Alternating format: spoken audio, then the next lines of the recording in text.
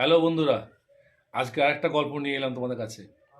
গল্পটা সারমর্ম লাস্টে বলবো। একদিন একটা শিয়াল এক জায়গায় বসে সিগারেট খাচ্ছিল।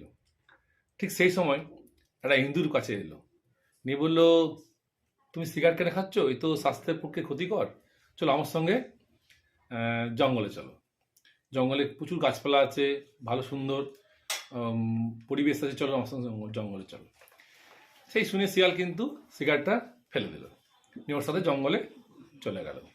জঙ্গলে যেতে যেতে আবার সামনে একটা হাতি বিয়ার খাচ্ছিল। ওকেও কিন্তু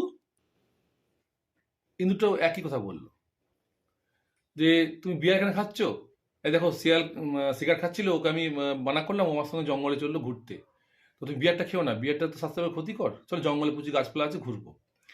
হাতি শুনে হাতি বিয়ারটা ফেলে দিয়ে ওদের সাথে আবার জঙ্গলে চলে গেল ঘুরতে। যাওয়ার সঙ্গে সঙ্গে কিছুটা এগিয়ে যাওয়ার পর হঠাৎ করে আবার এক জায়গায় দাঁড়ালো। সেখানে একটা বাঘ হুক্কা খাচ্ছিল। তো ওকেও ঠিক ইন্দুটাকে বললো, তুমি হুক্কা কেন খাচ্ছ? এ তো স্বাস্থ্যের ক্ষতিকর। দেখো এরাও সিগারেট খাচ্ছিল, বিয়ার খাচ্ছিল, শিখালাম, এরা খাচ্ছে না, এরা কিন্তু ফেলে আমার সঙ্গে চলে গেলো জঙ্গলে ঘুরতে, তুমিও ফেলে দাও। বাঘকে বললো। বাঘ হুক্কার সাইডে রেখে 2 থপ্পড় লাগালো ইন্দুরটাকে। ওকে মারার পর হাতি আর শিয়াল বলল, কি ব্যাপার বাঘ, তুমি ওকে মারলে কেন? বলছে, মারবো না, ও প্রতিদিন এরকম ভাং খেয়ে আসে, সবাইকে এরকম বলে সারা রাত ধরে জঙ্গলে ঘোরায়।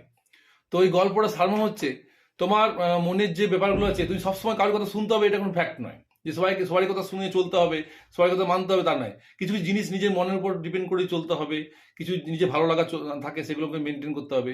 তো সবসময় সবাই জ্ঞান নেওয়া উচিত নয়।